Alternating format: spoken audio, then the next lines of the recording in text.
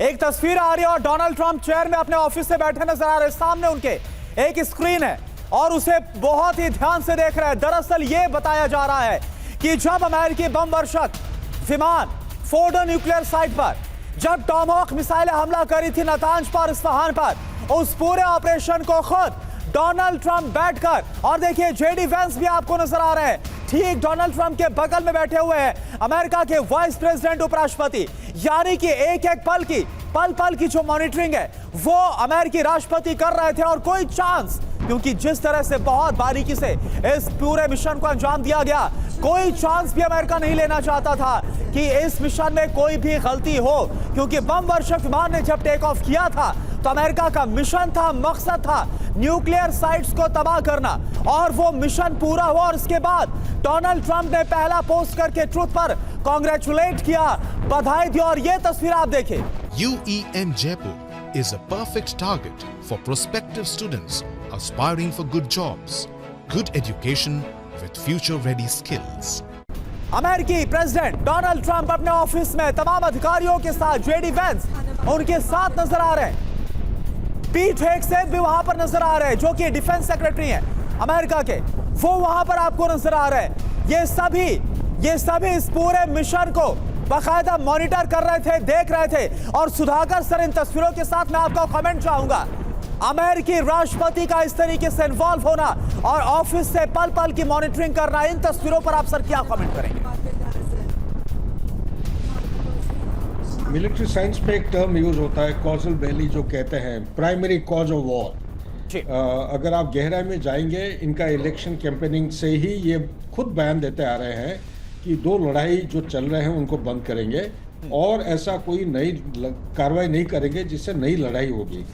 अभी जो नई लड़ाई तो शुरू हो गया है, अमेरिका ज्वाइन कर चुका है, तो उसको जस्टिफाई करने के लिए वैलिडेशन, डोमेस्टिक कॉन्स्टिट्यूंसी की वैलिडेशन के लिए, अप्रूवल और रिकॉग्निशन के लिए ये वो बयान देना चाहते हैं और डीपली इन्वॉल्व हैं। नंबर 2, ये एक ऐसा लड़ाई है, Donald Trump as a human being, as a person वो लड़ाई को पसंद नहीं करता है। He is a businessman. इनको, जैसे रॉबिन ने बड़ा अच्छी तरीके से बताया, ये नेतान्याहू अब से नहीं 1992 से अपना नैरेटिव बिल्ड कर रहे हैं। 1992 से 1997 क्लीन ब्रेक का डॉक्यूमेंट, उसके बाद लगातार ये ईरान जो है 2000 साल में न्यूक्लियर बॉम्ब्स की कैपेबिलिटी वो अख्तियार कर सकता था, लेकिन उनके जो सुप्रीमो है उन्होंने कुछ एक प्रिंसिपल्ड एक्शन लिए कि नहीं, ये न्यूक्लियर बॉम्ब नहीं बनेंगे। तो इसी के आधार पर तुलसी गबार्ड उन्होंने इंटेलिजेंस ब्रीफिंग के दौरान 1-2 बार ऑलरेडी डोनाल्ड ट्रंप को बता चुके हैं, इसलिए वो साइडलाइन हो गए हैं कि ईरान के पास न्यूक्लियर वेपन की काबिलियत नहीं है। तो ये जो लड़ाई का जस्टिफिकेशन और रीजन है, इट इज़ नॉट जस्टिफाइबल। तो इसी को बैकग्राउंड में रख के अगर आपकी सवाल का जवाब मैं दूं, मैं सिर्फ यही कहना चाहूँगा कि आप आज के दिन में जो नतीजा है, जो फोटो ऑप्टिक्स हम देख रहे हैं, ये चीज़ को डोनाल्ड ट्रंप ऐसा प्रोजेक्ट करेंगे अपना डोमेस्टिक कॉन्स्टिट्यूएंसी और ग्लोबल ऑर्डर, जियोपॉलिटिक्स को, ताकि आने वाले समय में चाहे मिडिल ईस्ट हो और ग्लोबल ऑर्डर हो, इसमें मेक अमेरिका ग्रेट अगेन का जो स्लोगन उन्होंने शुरू किया है, इसको कंट्रीब्यूट करना चाहिए। Last but not the least, कि एक सुपर पावर, डिक्लाइनिंग पावर होने के नाते एक डिक्लाइनिंग सुपर पावर स्टेटस अख्तियार किया था, इसी चीज़ को ये रिवाइव करना चाहते हैं अपना सुप्रीमेसी, अथॉरिटी और पावरफुल सुपर पावर बनाने के लिए।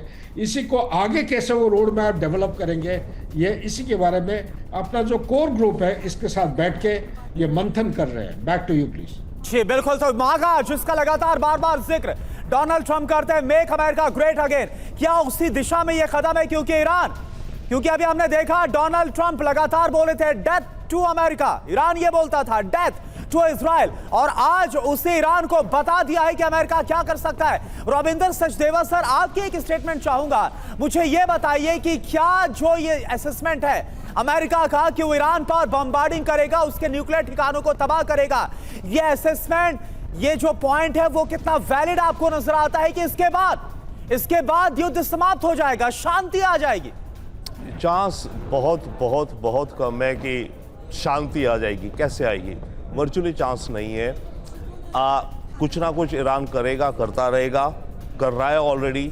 अब वही बात है डेफिनेटली जो वेरिएबल है कि ईरान कैसे रिएक्ट करेगा, पर उसके पास कोई ज़्यादा ऑप्शंस नहीं भी हैं। But on the other hand America और इजराइल को मिलकर के कोई ऐसा रास्ता भी नहीं है कि वो कहीं जी हमने कंप्लीटली डोमिनेट कर लिया।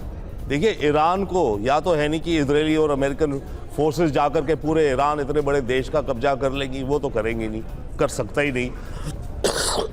तो ईरान के पास जो भी एबिलिटीज़ हैं वो उनको इस्तेमाल करता रहेगा। बट हाँ एक चीज़ और होगी नो डाउट, ईरान के अंदर और जो कोशिश चल भी रही है इजराइल की और अमेरिका की मिलीजुली तख्ता पलट करवाने की, तख्ता पलट भी पूरा नहीं हो पाएगा। ज़्यादा से ज़्यादा क्या होगा, अगर खामेनी स्पिरिचुअल लीडर हटे तो जो रेवोल्यूशनरी गार्ड है वो तो बल्कि और ज़्यादा कट्टर और हार्डलाइन है, वो सत्ता में आएगा। उसका रैली पावर है, उसके करीब 1.5 लाख के स्पेशल सोल्जर्स या जो भी कोई वही पूरे ईरान को दबा के रखे हैं।